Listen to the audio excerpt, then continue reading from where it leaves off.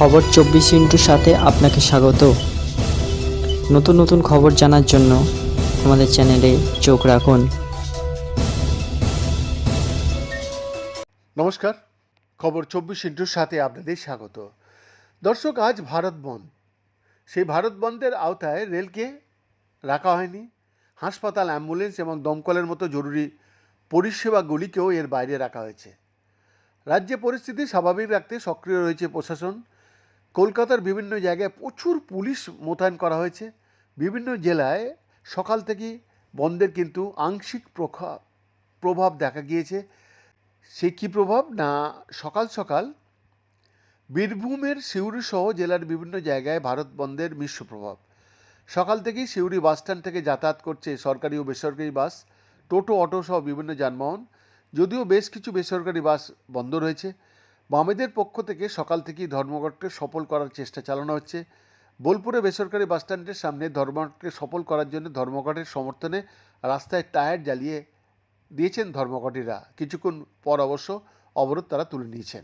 পুরসুরায় আরামবাগ কলকাতা রাজ্য সড়কে পথ অবরোধ করল বাম শ্রমিক সংগঠনগুলি।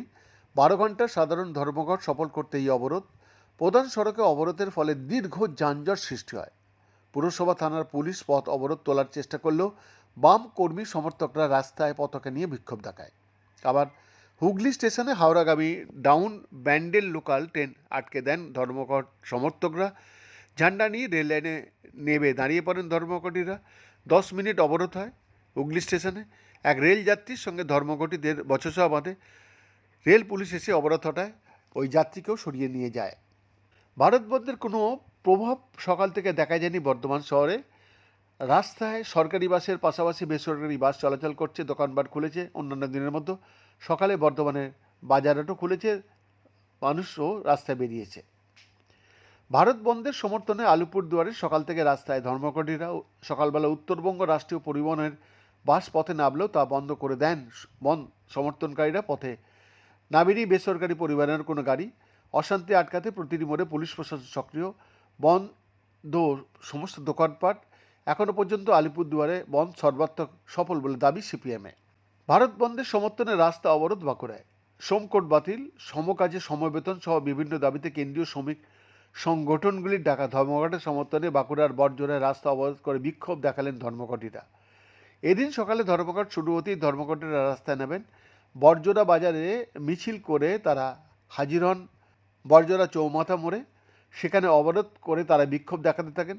এই অবরোধের জেরে বাঁকুড়া দুর্গাপুর রাজ্য সড়কে প্রায় 25 মিনিট যান চলাচল স্তব্ধ হয়ে যায়। পরে বড়জোড়া থানা পুলিশ অবরোধকারীদের সরিয়ে দেয়। বাম কর্মী সমর্থকদের রাস্তা থেকে ঠেলে সরাচ্ছে পুলিশ। ভারত বন্ধ সফল করতে পশ্চিম মেদিনীপুরের ঘাটালে রাস্তায় নামলেন বাম কর্মী সমর্থকরা। যান চলাচল সচল রাখতে রাস্তায় নামল পুলিশও। ঘাটালের সেন্ট্রাল বাসস্ট্যান্ড এলাকায় পুলিশের সঙ্গে বচসা বাম কর্মী সমর্থকদের। যান চলাচল সচল রাখতে রাস্তা থেকে বাম কর্মী সমর্থকদের ঠেলে সরিয়ে দিতে দেখা গেল পুলিশকে। শ্রমিক সংগঠনগুলির ডাকা বন্ধে সকাল থেকে মিশ্র সারা কোচবিহারে। স্বাভাবিক সরকারি পরিবহন পথে নেমেছে উত্তরবঙ্গ রাষ্ট্রীয় পরিবহনের বাস, তবে পথে নামেনি বেসরকারি পরিবহনের কোনো গাড়ি। অশান্তি আটকাতে পথে পুলিশ প্রশাসন সক্রিয়, বন্ধ দোকানপাট।